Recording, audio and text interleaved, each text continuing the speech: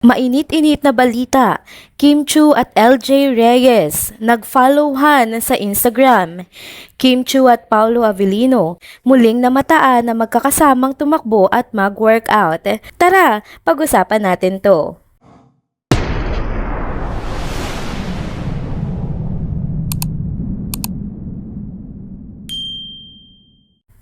Hello mga ka-trenders! Welcome back muli sa ating channel. Kung bago pa lamang kayo dito, huwag na kalimutang mag-like, mag-subscribe, at i-hit na din ang bell notification para lagi kayong updated sa mga balitang trending at napapanahon. Kumalat agad sa social media ang balitang si Kim Chiu at LJ Reyes nga ay nag-follow na sa isa't isa sa Instagram. Ito ay kinagulat at ikinatuwa ng marami, lalo na ng mga fans ng bawat isa. Bagamat simpleng aksyon lamang ang pag-follow sa Instagram, may mga malalalim na kahulugan ito, lalo na nga sa mga nakakaalam sa kanilang koneksyon. Hindi lingid sa kaalaman ng publiko na si LJ Reyes ay ang dating kasintahan ni Paulo Avellino at mayroon nga silang anak na si Aki. Si Paulo naman ay matagal nang napapabalita ang kasalukuyang karelasyon ni Kim Chiu. Dahil dito, naging usap-usapan ang posibilidad ng pagkikita ni Kim at LJ, lalo na't si Kim ay kasama di umano ni Paulo Avellino sa pagkakataong binisita nito si Aki nung nakaraan, kasabay nga ng work engagement nito sa ASAP. Ayon sa mga ulat, sa unang pagtatagpo ni Kim at LJ, nagkaroon na magandang impresyon agad si LJ kay Kim.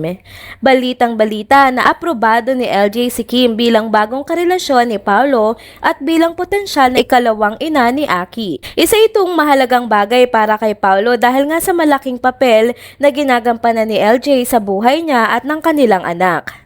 Masaya ang mga tagahanga, partikular na ang mga Kim Pao fans sa magandang balitang ito.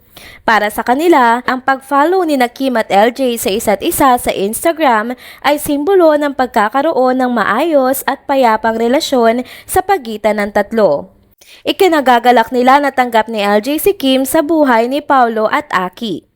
Isang indikasyon na nasa tamang direksyon ang relasyon ni Kim at Paulo. Dagdag pa rito, maraming nagsasabi na malaking hakbang ito sa pagkakaroon nga ng blended family na puno ng respeto at pagkakaintindihan. Ang positibong tugon ni LJ ay tila nagbigay ng kumpiyansa at kapanatagan sa mga tagahanga na ang lahat ay nasa maayos na kalagayan.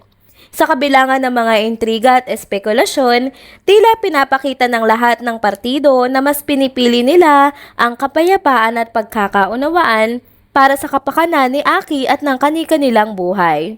Samantala, may update na naman ang Kim Pao ngayong araw na nagpasaya sa mga Kim Pao fans. Muling namataan na naman kasi sina Kim Chiu at Paulo Avellino na magkasamang tumatakbo at nagwo-workout. Ang dalawa ay kilala sa kanilang pagkahilig sa kalusugan at pisikal na aktibidad at tila ito rin ang isa sa mga bagay na lalong nagpapatibay ng kanilang relasyon. Hindi din lingid sa atin na hindi lamang silang dalawa ang laging magkasama sa kanilang fitness routine. Madalas din nilang kasama ang kanilang mga kaibigan na may kaparehong hilig sa pagtakbo at pag-workout. Ang ganitong klase ng bonding time ay patunay na malalim na nga ang kanilang koneksyon at masaya sila sa paggawa ng mga bagay na parehong nagpapalakas ng kanilang katawan at relasyon. Ngunit hindi lamang ang kanilang fitness routine na napansin ng mga netizens. Sa isang photo na in-upload kasi ni Kim sa kanyang IG story, agaw pansin ang pagkakapareho ng style ng kanilang suot na sapatos ni Paulo. Mabilis itong naging usap-usapan sa social media na nagbunsod ng tanong mula sa kanilang mga taga-subaybay. Ito nga ba ang kanilang couple shoes? Mukhang hindi na kailangan pantanungin dahil sa dami nga ng mga tagahanga at netizens na nagsasabi na obvious naman ang kanilang sapatos ay tanda ng pagiging couple nila. Ang simple ngunit matamis na detalye na ito ay tila nagpapatibay sa espekulasyon ng marami na si Kim at Paulo ay talagang mayroon ng espesyal na relasyon. Dahil dito, lalong umingay ang kwentuhan sa social media. Marami ang natutuwa at nagpapahayag ng kanilang suporta para sa dalawa. Para sa kanilang mga fans, ang mga ganitong gestures tulad ng pagsuot ng magkaparehong sapatos ay isang malinaw na pahiwatig ng kanilang pagmamahalan at pagkakaintindihan. Sa gitna nga ng mga intriga at espekulasyon, tila patuloy na pinapatunayan ng Kim Pao na matatag ang kanilang samahan sa bawat workout, sa bawat takbo at maging sa mga simpleng bagay tulad ng couple shoes na ito. Bago naman matapos ang video update na ito, tara at magbasa tayong muli ng mga komento na naiwan nyo sa mga recent content na nai-upload natin sa channel na ito. Komento ni at user-ni5UH8CG5Q. Huwag patulan itong basher ng Katden mga bestie kasi 'di ba may movie sila Katden. So gagamitin na naman ang Kim Pao para lalong pag-usapan nang sa ganun lalong lalakas ang Katden. Kaya huwag patulan, pakana na naman yan para sisikat ang movie ng Katden. Komento naman ni at Thelma Alcantara 3725, magkaiba naman talaga ang dalawang love team kaya dapat sa halip na pag-awayin, i-enjoy na lang ang sayang binibigay nila. Komento naman ni at Lynn Medrano 6023, masaya ako para kay Kath or Alden love team. Pero mas nagpapasaya sa akin ay ang Kim Pao partner. I am very thankful na patuloy ang pagpapasaya nila sa aming nagmamahal at umiidolo sa Kim Pao. I'm forever Kim Pao Natics.